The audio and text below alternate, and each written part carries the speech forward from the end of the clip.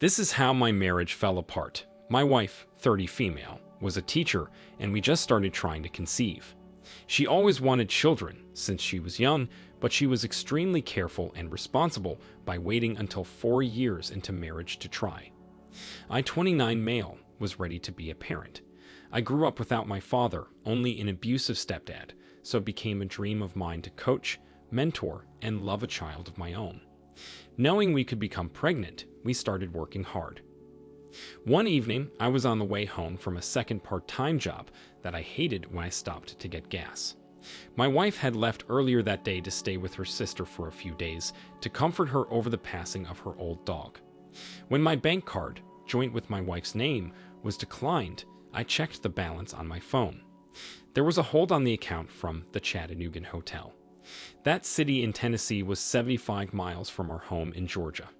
With that $200 hold, our available account balance was $0. Months prior, my wife maxed out our credit card to buy into some business proposition that she swore was going to make us money. Now stranded and furious without a way to get gas, I called my wife. She didn't answer right away, and when she did on the fourth call, she sounded irritated. I asked her why there was a hold on the account for a hotel, and she stuttered, completely caught. She formulated a sentence that said her sister needed a getaway, some time away from home to grieve in luxury. I said I knew that was nonsense because she wouldn't take her sister 75 miles away to do that. She freaked out and started breathing and praying quietly. She then asked me to forgive her, but before I could respond, I heard another man's voice say, "What are you doing?" Hang up, then the call ended. I was beside myself with worry and betrayal. I called her family and told them what was going on. Her sister was extremely upset too, even more upset because she used her as a cover-up lie. Her dog hadn't even passed away yet. She stayed on the phone with me, just assuring me about the future and that I could get through this with or without my wife. It was up to me. I had the strength to face this. When my wife returned hours later, I wanted her to explain herself. I had to know why she did this and how she even knew AP. She was extremely apologetic, saying she met him online and this was the first time they met in person. She said they went to the movies, where AP lost his wallet. They went back for it, but they were closed. AP drove 7 hours to Chattanooga, so he needed her to reserve the hotel for them, until he could pay for it with his wallet the next day. That's why the hold unexpectedly gave away her entire plan. She said she was glad I caught her, because it was like a slap back to reality that stopped her from having sex with him. She was just trying to make it easier for me to forgive her, and feel like nothing should stop us from continuing our marriage. I told her I couldn't believe a word that came out of her mouth, and I would never trust her again. This went beyond sleeping with a stranger in a hotel. This was meeting, planning, talking, flirting, committing, scheming, and most importantly, still cheating on me. She took steps to make it happen to the point where it would be safer for me to assume she cheated. So I sent her away. She was completely shocked, like she really thought she could talk her way to forgiveness. She started crying, but I told her to stop because it would only waste precious time. I knew she wasn't the woman I should have children with. When I told her this, she dropped everything. She tried to reach for my hands, but I pulled away. I asked her why I would have children with a woman that lied to me and drove miles away to meet another man in a hotel room. She said since nothing actually happened and she was remorseful, I should stay married to her and continue to trust her. That didn't make sense at all from my betrayed perspective. She went to her sister's for real this time, to live with her. Her sister was not happy, so their arrangement only lasted until she kicked her out a few months after our divorce was final. I was able to prove in the courts what kind of woman my wife really was. The real whammy in all of this that proves she would have continued her sneaky behavior is our phone records. I had obtained them to show the court she was communicating with AP for a year and a half before they met in person. He wasn't the only person she communicated with, and she was actually getting paid by men online to send them nudes. OP, it is still considered cheating, even if she didn't sleep with anyone, although I believe she did. She was talking to AP for so long before you even found out that the chances of her showing any restraint or remorse is slim. This man was in a relationship with her and would have continued speaking to her, even if you didn't know about it. It's a much better option for your sanity in future to cut ties with a person that does this. There's no respect, consideration, or love in her actions. You deserve better than this, and I'm glad you did the right thing by leaving her. When we catch a spouse after having no idea there was something going on, it can be hard to lay down the law and do what's right for yourself. Don't live in denial and try to trust an untrustworthy person. Just part ways, separate your lives again, and find someone new after you do some personal healing and discovery.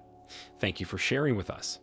Let's now get into our second story for today. My wife, 33 female, and I, 40 male, were married for 9 years before she cheated on me. She was really into flea marketing and collecting knickknacks. We lived with my brother in his house, but she had an RV camper and a garden in the front yard that she decorated and cared for. Whenever we went on camping trips, we brought our dog, but my wife really wanted to own cows. They were her favorite animal, and she was a farmer's daughter. While at a flea market one day, she met a man that owned several cow calves. As it turned out, this man was at the flea market weekly, just like her. They started setting up their tables side by side, and I was happy for her. She made a friend who shared her interests and made her laugh. I didn't find it odd or worry about her cheating on me with this man. She took a selfie with him, Mike, and posted it on Instagram, calling him a fellow junkie as a joke. He looked to be at least 10 years older than me. My wife and I met in college, where I had to fight off other guys, and our bond only became stronger in marriage. Her sister was cheated on by her husband, and whenever that happened, my wife talked about what a shame it is whenever someone cheats. She told me she was so thankful to have me as her husband, and that she would never break my heart like that. They were together every Saturday morning, so they started having breakfast together and sharing more personal details. We had him over for dinner, and he was a pretty likable guy. He actually came to a cookout that was technically a family reunion, so our whole family got to meet him. He started sharing tips and experiences with her father about his cows. Within a year, they became good friends. One summer, Mike invited my wife and me to camp on his mountain land.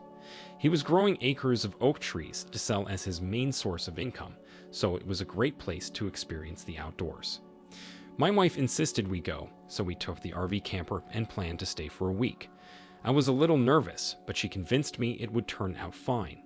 She only wanted to take up his offer because he was lonely and needed friends. For 3 days, we had a great time meeting his cows, taking pictures, having cookouts, going fishing, and having campfires. In the middle of the 4th night, around 1 a.m., I sat straight up in bed when I couldn't feel my wife next to me. Since she wasn't in the camper, I went outside and called for her. I didn't hear anything, so I started walking toward Mike's cabin. On the way, the outdoor showers were within eyesight, and I caught a glimpse of a small light and what looked like the shape of bodies. I approached as quietly as I could until I could see what was happening. Mike was holding my wife against him in the shower, kissing her. Needless to say, they were both in their birthday suits. Just before I confronted them, I heard AP tell her he wanted to do it again. She excitedly agreed before I walked up to them and yelled, making them both jump and grab their towels. I asked what exactly they were going to do again. They stood there shamefully, swearing a little. It only took my wife a few seconds to start crying. I could tell she just didn't expect me to catch her, and she wished she could go back in time. AP stepped forward to apologize. He was an Army vet, so I looked up to him, and it was harder for me to feel real anger towards him. He said he interfered in our relationship and he'd never forgive himself, but he suggested that I forgive my wife because it was him who asked her. To do what? I asked. He couldn't look me in the eye, so I knew what happened. When I realized the truth, my wife cried harder, called my name, and begged me to forgive her. It was so dramatic, and I hate drama. I remember feeling very numb before I found it possible to turn around, go back to the camper, and get my phone. I called my brother and told him everything. He couldn't believe my wife did this to me. He drove through the middle of the night on a country road to come pick me up and take me home. It was an hour-and-a-half drive, so while I waited, my wife awkwardly begged me to forgive her and call back my brother to tell him I didn't need a ride. She tried offering any kind of deal to get me to forgive her, failing to notice that there wasn't a proper way to recover from infidelity. Once that decision is made, it can't be undone. My wife came to the house to get her stuff gradually, over time. Every time she came by, I had my brother talk to her if necessary because I couldn't stand her. It might have been AP's idea for them to do things, but she made the choice to leave the camper and get naked for him. This was still her fault because she clearly didn't respect or care about me as her husband. She had the nerve to say it shouldn't even count because it happened so fast and she was half asleep. That was one of the last things I ever heard her say. She continued living on AP's property 2 years after our divorce. Then, AP decided to sell the majority of his acreage and force my ex to leave. She tried to ask her father permission to park her RV at his house, but he refused. He was extremely disappointed in her and AP and didn't want to have anything to do with them. They betrayed everything he believed in when it came to trust, family, and relationships. Since she didn't have anywhere else to park her RV, she now lives in a campground alone. What happened here was most definitely her fault just as much as it was AP's. We don't really know who encouraged this affair to happen, but we can safely assume they both played a part, because it wasn't forced. They were caught, so AP tried taking the blame, but that doesn't give him the right to pardon your wife's poor decision-making. If your wife truly wanted you to remain her husband, she never would have allowed herself to cheat on you. It doesn't sound like there was any problem in your marriage, and nothing your wife would have wanted you to work on. She just gave in to her primal urges to mate with a man that impressed her or bonded with her. A relationship never has to become sexual. She would have remained an honorable wife and maintained all her relationships as they were, but instead she took that step that the marriage couldn't recover from. What a terrible display of loyalty on her part. Thank you all for taking the time to listen to today's stories.